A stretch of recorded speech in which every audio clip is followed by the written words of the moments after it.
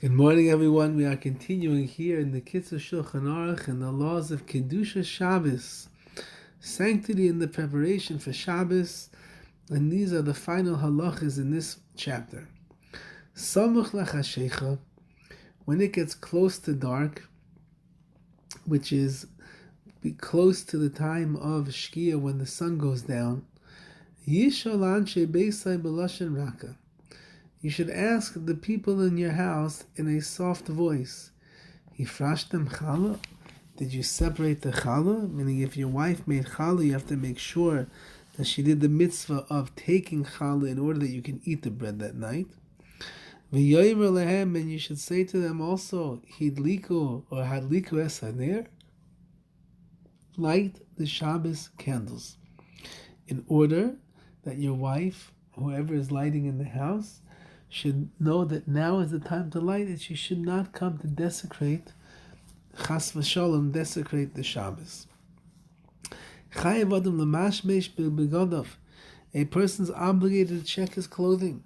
Be'erev Shabbos kaidem chashecha. He has to check his clothing on Erev Shabbos, Friday afternoon, before it gets dark. And once again, before it gets dark, is talking about right before Ben Ishmoshes, which is the time between Shkia, when the sun goes down, and Seis, when the moon and the stars certainly come up in the sky. You have to check your clothing, meaning before you leave the house, before you start davening in Mincha and Shul, check your clothing. Im ein machad tachuv bahem, to make sure you don't have a needle that's stuck into your garment. Or you don't have anything that's in your pockets. Because, as we'll see, that in the place where there's no eruv, so you're not allowed to carry from one domain to another domain. Even if you live in a place where there is an eruv, like Baruch Hashem, so many of the communities throughout the world, there is an eruv, which means you'd be allowed to carry publicly in public area. Nevertheless, you should still check because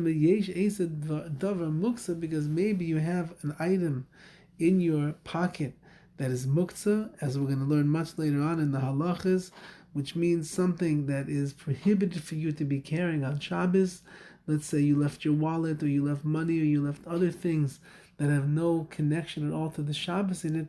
That's muktzah, and you're not allowed to carry it. So therefore the Kitzur is writing, even if you live in a place where there's an eruv, so you don't have to worry about carrying your sitters in your pocket, or there's something, a piece of candies in your pocket. But you also want to make sure that you don't have any muktzah that's in your pocket, so that even if there would be an eruv, you're still going to have an issue. Okay, those are the ends of the halachas of the first chapter that we learned over here, the sanctity and the preparation for Shabbos.